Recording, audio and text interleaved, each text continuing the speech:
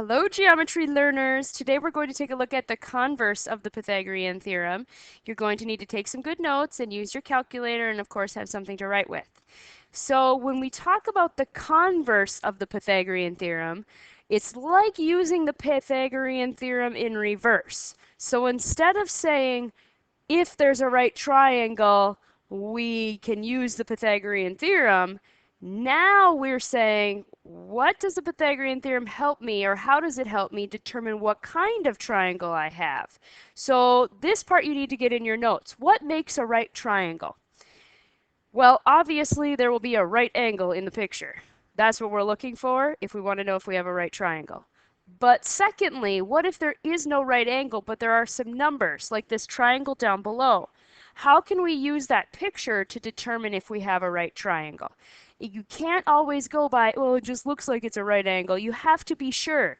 So the converse of the Pythagorean theorem says, if you are unsure, okay, if a squared plus b squared equals c squared, then it will make a right triangle, or then you will have a right triangle. So how will we tell? We're going to use the Pythagorean theorem, and both sides of the equation must equal one another. So in this triangle below that you should copy into your notes, we're going to take a look at this one and use the numbers in the Pythagorean theorem to sort of test it out. Okay, so 12, 16, and 20 are given to me, and this is the Pythagorean theorem, a squared plus b squared equals c squared, and we need to think about where each of those numbers would go. So a and b are the legs, c is the hypotenuse. It looks like 20 is the longest side in this picture, so 20 has to be the hypotenuse.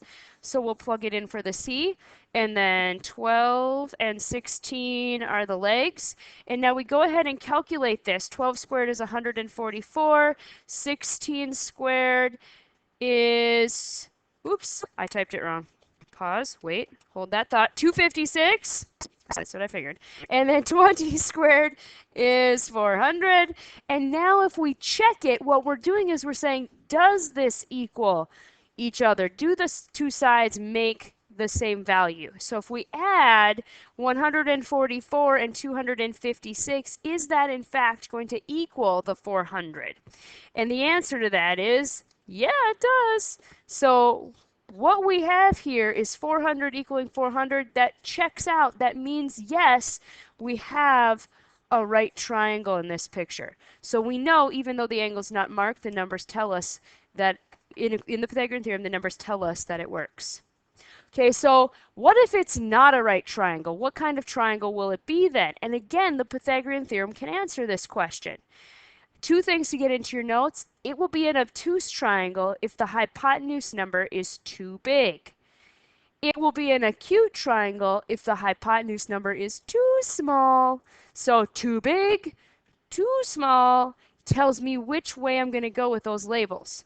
And it's all about, notice what's highlighted there or what's red, the hypotenuse number. So we're going to use that as our judge. If the hypotenuse number is too big, then it's obtuse. If the hypotenuse number is too small, then it's acute.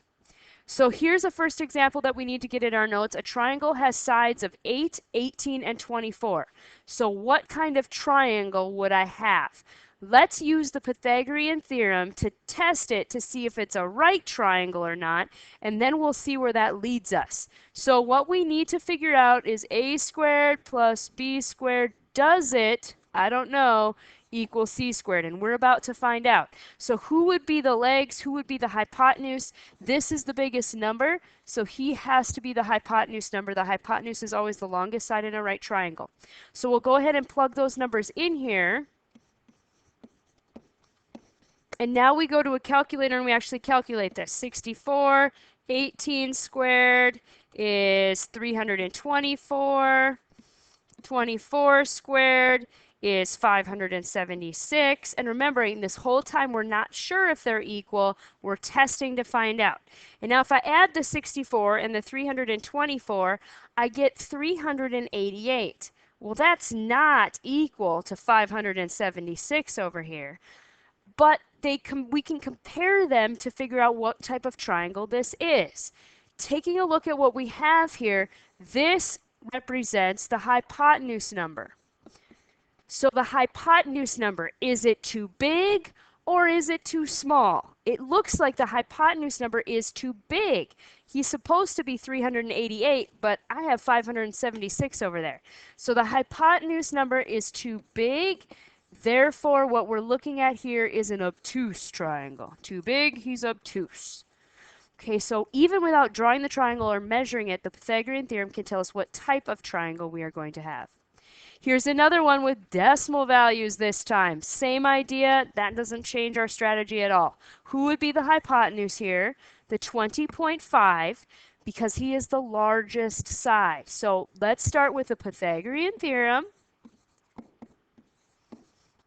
And we're not sure that they're going to be equal. I'm going to put a little question mark above that. Maybe they will be, maybe not. We're going to test them and find out. So 12.3 squared plus 16.4 squared equals 20.5 squared equals maybe.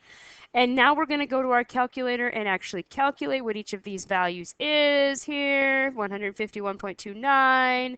16.4 squared is 268.96, and 20.5 squared is 420.25. So if I add these two together here, the 151.29 plus the 268.96, I get 420.25. So are these in fact equal to each other? Yep, and that's a good thing because when they're equal, that tells me this is a right triangle. When they are equal to each other, it's a right triangle. Otherwise, we're looking to label them with obtuse or acute. Okay, let's try another one here with weird square roots in there. So let's test this guy out again. This will be our last example. A triangle has sides of 4, 4 square roots of 3, and 8. Where are those numbers going to go in that Pythagorean theorem? Well, let's write the theorem out here, and then we'll decide who is the biggest number because he needs to be in the hypotenuse spot. You know what? 4 square root of 3, that's kind of strange. I'm not exactly sure what that is. I'm just going to type that in my calculator. This is about 6.93 in decimal approximation, okay? So looks like 8 is the longest side, so I'm going to use that as my hypotenuse. The legs need to be 4 squared, and you cannot use this approximation, okay? Don't use it when you plug it in the Pythagorean theorem because we rounded that a little bit, and that could throw our results off. We have to use the side as it was given. It was 4 square roots of 3, and I have to square that. Not just the 4, not just the 3, but both parts. So the parentheses are important. So now we're going to actually do some calculations here. 4 squared is 16. Plus sign. How in the world do we square 4 square roots of 3? You square both parts, or basically you take it times itself. What would 4 square roots of 3 times 4 square roots of 3 become?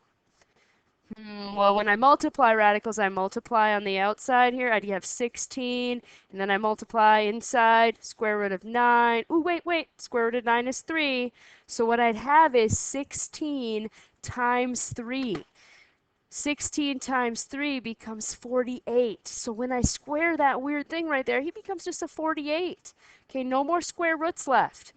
So I wrote it to the side. When I squared that, see that? I wrote it to the side and actually did the multiplying. Squaring means multiply it by itself. That's why we worked on all of those radical skills. So 8 squared is 64. And now I'm going to see if this really is equal. Maybe the hypotenuse number is too big. Maybe the hypotenuse number is too small. If I look at 48 plus 16, hey, guess what? That is 64. So 64 does equal 64. I have myself here a right triangle. Okay, so what we'll be doing is testing in the Pythagorean theorem to find out what type of triangle we have. That's another handy dandy use for that Pythagorean theorem. Thank you for taking good notes.